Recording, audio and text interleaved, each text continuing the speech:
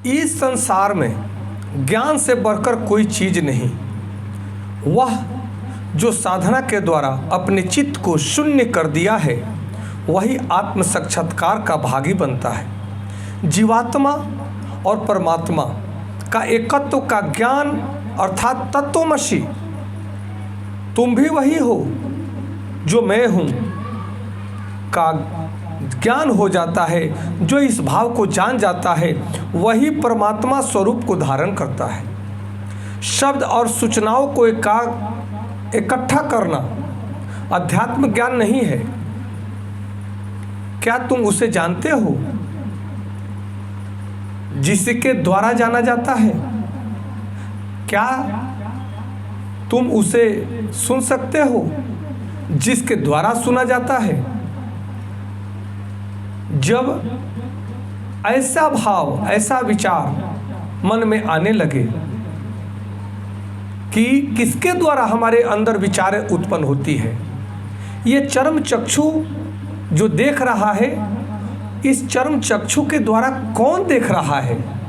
उस ब्रह्म को जब हम जान जाते हैं, उस आत्म तत्व को जब हम जान जाते हैं, तब हम स्वयं परमात्मा का अंश स्वरूप बन जाते हैं। क्योंकि हम परमात्मा के अंश तो हैं ही, परंतु हम अपने आप से अनभिज्ञ हैं, अनजान हैं। जब हम अपने स्वरूप को जान जाते हैं तब हम परमात्मा के पुत्र बन जाते हैं, परमात्मा के पुत्री बन जाते हैं।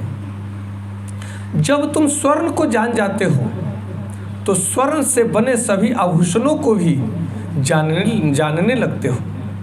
जब मिट्टी को जान जाते हो तो मिट्टी से बने हर बर्तन को भी जान जाते हो। वैसे ही जिस सर्वोच्च सत्य की खोज में हम हैं वह सर्वोच्च सत्य हम ही हैं। साधक और साध्य एक ही है, खोजने वाला वही है जिसे वह खोज रहा है।